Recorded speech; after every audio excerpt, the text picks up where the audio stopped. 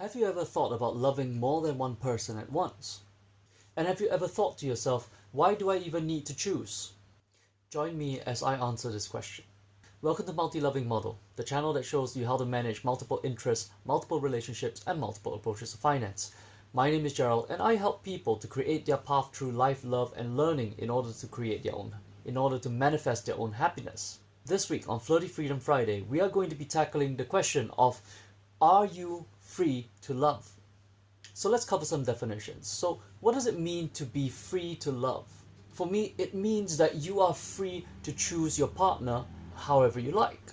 It could be male, could be female, could be Caucasian, could be Asian, doesn't really matter, right? It's up to you who you want to choose. And beyond that, it also means that you do not actually need to pick one.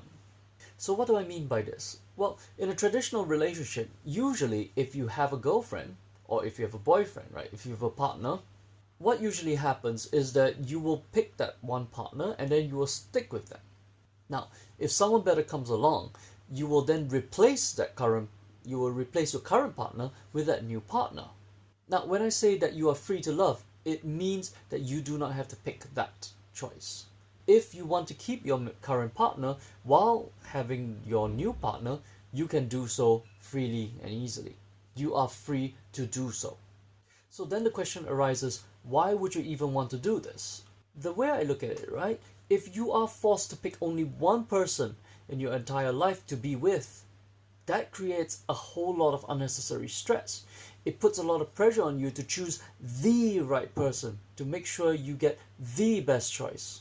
And so by doing so, you put yourself in a quandary where you're always trying to find the best possible version, right? You're trying to find someone who is plenty good enough.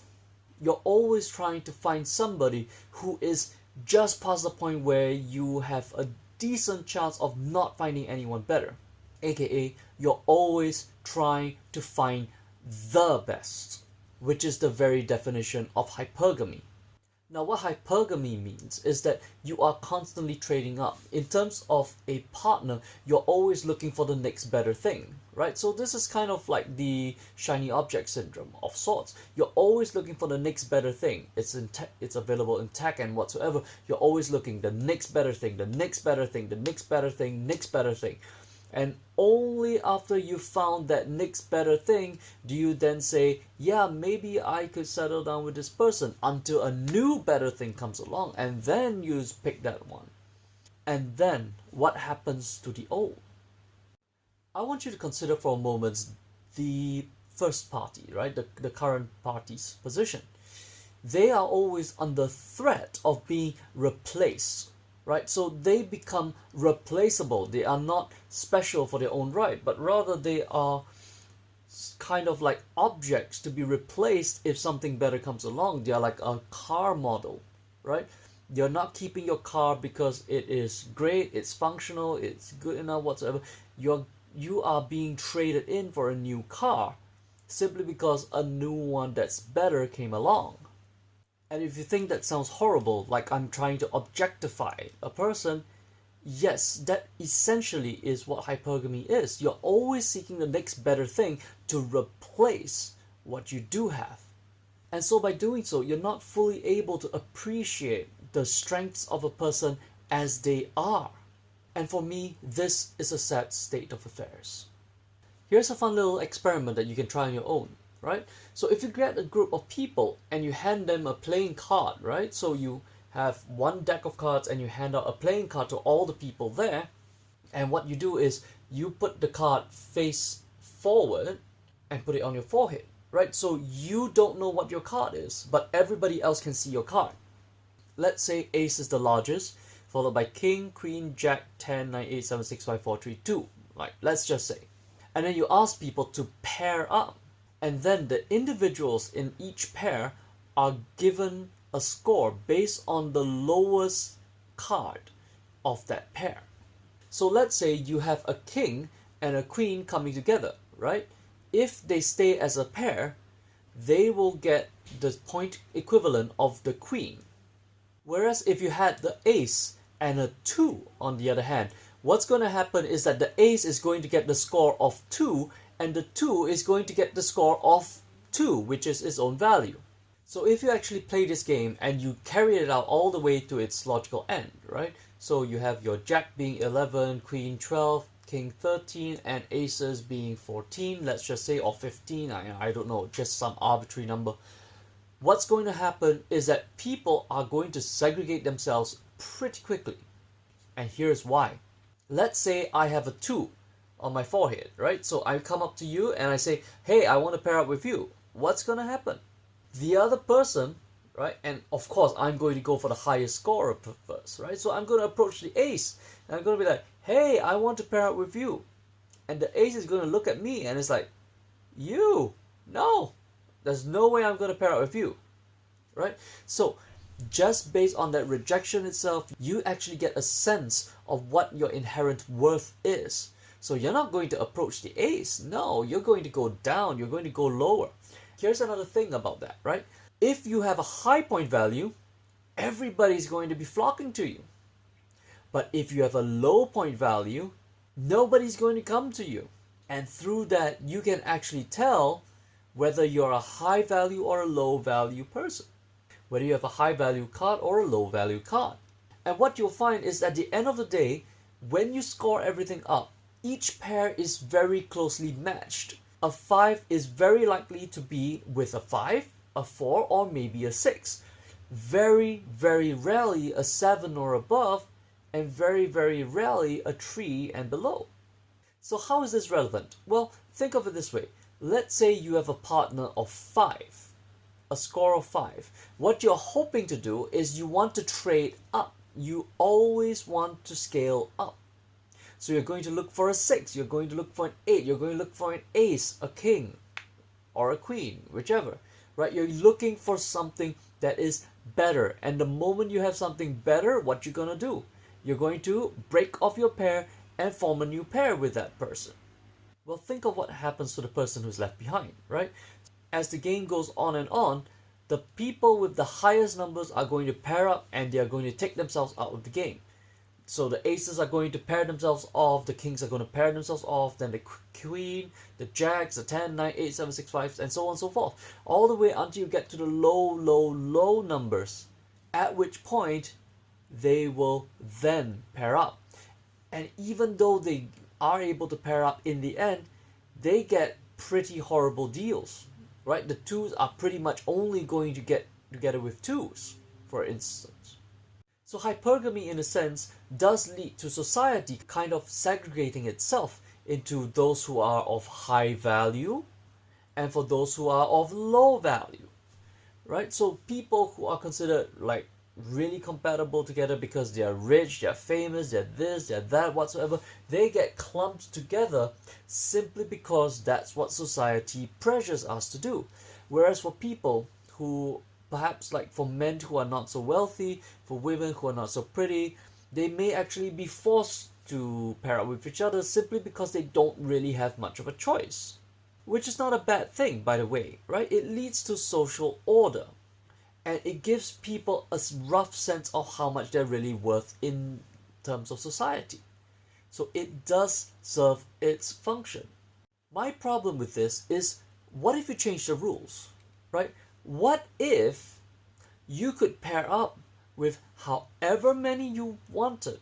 Let's say you could pair up with as many people as you wanted, but you will reduce your score for every person you pair up with, right? So you can pair up with an ace and a 2, and you will lose 2 points, right? But you still gain the ace, you still gain the 2, but you lose the 2 points, right? What's going to happen? Well, generally what's going to happen is that you are going to be pairing up with as many people as you can possibly handle. If you're a smaller number, chances are you're not going to have a lot of options, but you can still have options. Very low priority options, but still options nonetheless, right? Whereas for those at the top, they get their pick. They are able to pick more people, right? And through this whole process, everybody gets more points in general. So for example, the 2s are naturally going to look for other 2s, right? So they will gain 2 points, but they'll lose 1 because they were paired up with one other person, giving them a net total of 1. they are not going to be able to get any more than that, honestly speaking, right? Because the trees, they may not be interested pairing up with you. So what's going to happen is that from this dynamic, the twos have a limited choice on who they can actually pair up with, whereas the aces have a lot of choice. And this will actually result in the twos, the very low numbers, having very small amounts of people, very small amounts of partners. Whereas those with very high numbers, they are able to have more and more partners until they've reached their threshold, at which point having more people of that is not really going to be very productive. I would actually say it can be quite similar in relationships. For those of us who can only manage one person at a time, I'm not saying you're low value, but it's just that if you have more than one person in your particular life, you may not be able to cope with it. You may not want that. You may not be able to handle that. Whereas for other people who are very happy, very content, very able to handle multiple relationships at once, they should be allowed to go and have those multiple relationships because that is what they can do. I don't believe that it's fair to penalize the few for the sake of the many.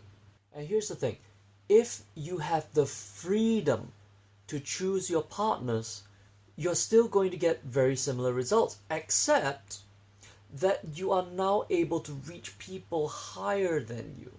If you feel that you're a 7, you still have a shot with an ace.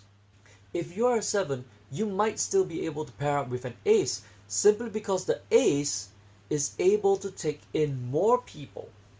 And so even though he has to subtract a score for you being a pair with him, he will still ultimately gain more than he loses, he or she. And it applies the same way in non-hypergamous relationships. If you are free to choose your partners and you are free to choose more than one partner, then you no longer need to care as much about the pedigree of this person. You don't really have to care as much about whether this is the best you can get. Instead, what you can focus on is this person good enough for me? And that's it. Not the best, good enough. Is this person worth it for me to pursue a relationship with? Is this person worth investing my time in? These are the types of questions that you can actually ask in place of, is this the best person? Is this the right person? No, everybody's right in a certain way, and they're also wrong in a certain way. And as human beings, it is just for us to live and let live and to figure out what works for us. That's my personal opinion anyway. And the last point that I want to bring across is that when I mentioned freedom to love, I was talking about choosing your partners and also the number of partners. And that is the key, because everybody wants different things. There are people who just want one relationship. There are others who are happy with 5 or more. There are others who don't want to get involved in a relationship. There are others who want a very specific number of relationships. We as human beings cannot really police these things, right? We cannot really police these kinds of things because that would be kind of thought crime, and thoughts are not chargeable by right under the law. It is only when you take an action then you can get convicted of anything. Intent without action, there's nothing. There is no criminal case. There is no case at all. So in the same way, it is the same concept. Giving people the freedom to choose who and how many people that they want to be in a relationship with at any one point in time gives people the options to choose what is best for their life. Ultimately, it is not my place to tell you that you can only have one relationship, or you should have more than one relationship, or you shouldn't be in a relationship, or you should have exactly 3 people in a relationship. It's like, no. What you do in your relationship is down to you. And this is where I help people to create their own life, because you need to figure out what is that number that you are comfortable with and of what quality of person they are. You may want different qualities out of a person than another person. That was confusing. You may want a different kind of person than who I would want. And that would be perfectly fine.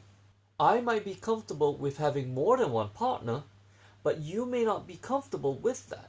And that's fine. At the end of the day, what I care about is an ethical and a fair way of doing things such that everybody is not being hindered when it comes to the freedom to love. I'm not sure if you can tell, but I'm really tired right now and I had a really bad day, so I'm actually not in a very good mood when I record this. But nonetheless, I'm still giving it my best, but my brain's giving out. And so I think on that note, I will end this topic for now. We can always revisit this at another point in time. So what do you think? Do you think people should be given the freedom to choose who they love and how many of them they love? Let me know down in the comment sections below. And if you'd like more content about how to handle multiple interests, relationships, and approaches to finance, consider subscribing to the channel. And you can hit the notification bell in order to be updated whenever I upload. Hi guys, so this is me editing in the postscript, and as you can tell that it's not exactly Friday anymore, so I've been very late for this upload.